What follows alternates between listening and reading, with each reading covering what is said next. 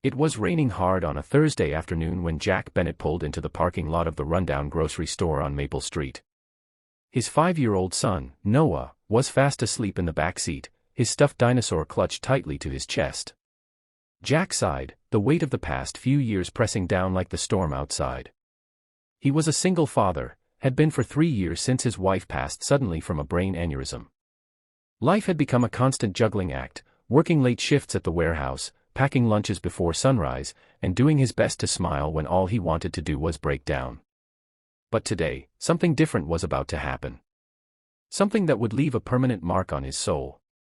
As he stepped out of the car, pulling his hoodie tighter against the cold wind, he noticed a girl, no older than 16, sitting near the side entrance of the store. She wasn't begging like others might. She just sat with her knees hugged to her chest, soaked through, trembling. Jack would have walked right past if not for one thing she whispered aloud, more to herself than anyone else, "I'm too weak to even beg." The words hit Jack like a punch to the gut. He stopped in his tracks. Something in her voice, strained, hollow, felt familiar. It reminded him of the nights after his wife's funeral, when he'd sit by Noah's crib whispering, "I don't know how to do this." Maybe it was that connection. Maybe it was fate. But instead of heading inside the store, he crouched down beside her. "Hey, you okay?" Jack asked, trying not to sound too stern. She flinched at first, then looked up. Her face was pale, lips cracked, and her eyes, those eyes were haunted. "I didn't steal anything," she said quickly, panicked. "I believe you." "That's not why I asked," Jack replied gently. I heard what you said." The girl hesitated, then looked away, muttering, "I haven't eaten in 2 days." Jack didn't know what to say at first. He glanced at the store entrance, then back at her. "Look, I've got some soup and sandwiches in the car. They're for me and my kid, but I think we can share."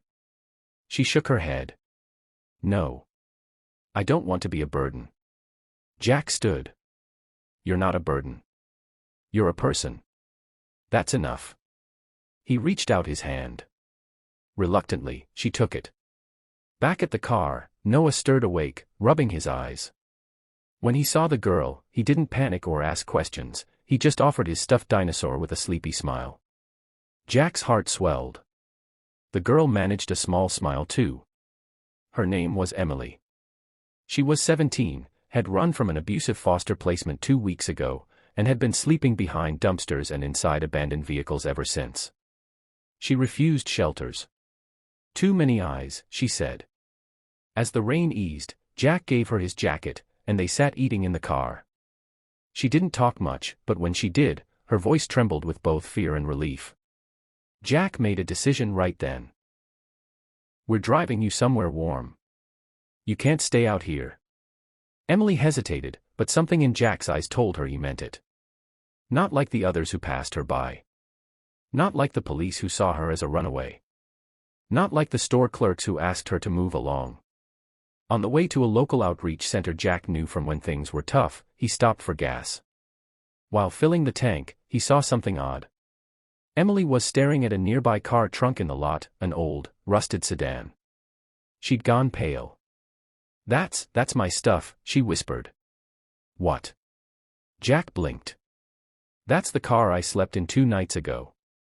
I had to run when I thought someone was breaking in. I left my bag in the trunk." Against his better judgment, Jack approached the car. It looked abandoned, but when he knocked on the window and called out, no one answered. The trunk was slightly ajar.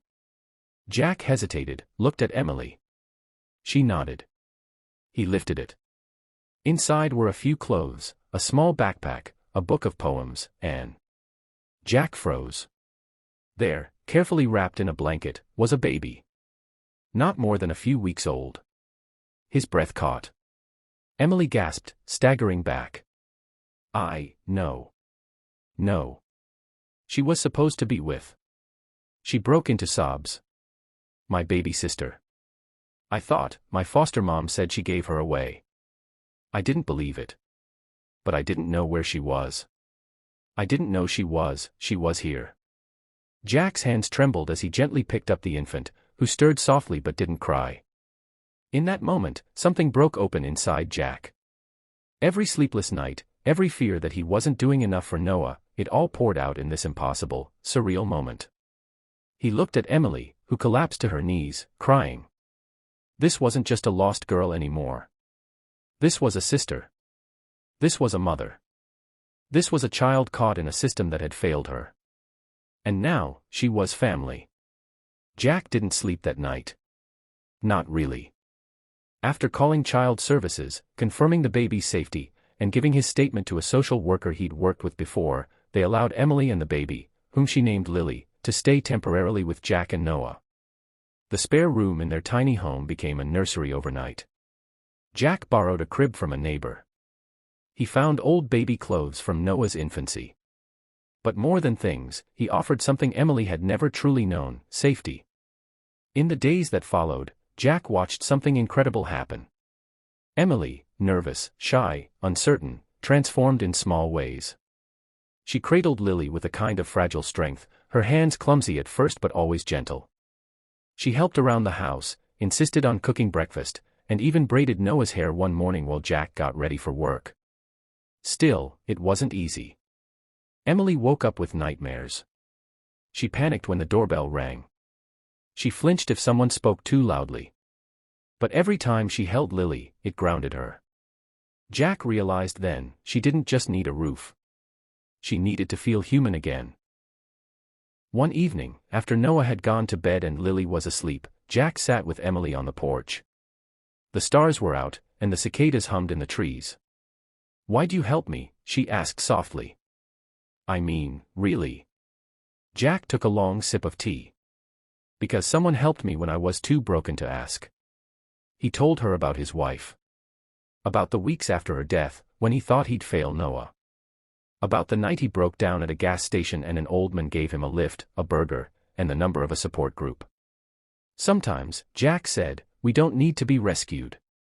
We just need someone to sit beside us in the dark." Emily didn't say anything, but her eyes shimmered with silent thanks. Weeks turned into months. Jack became her legal guardian.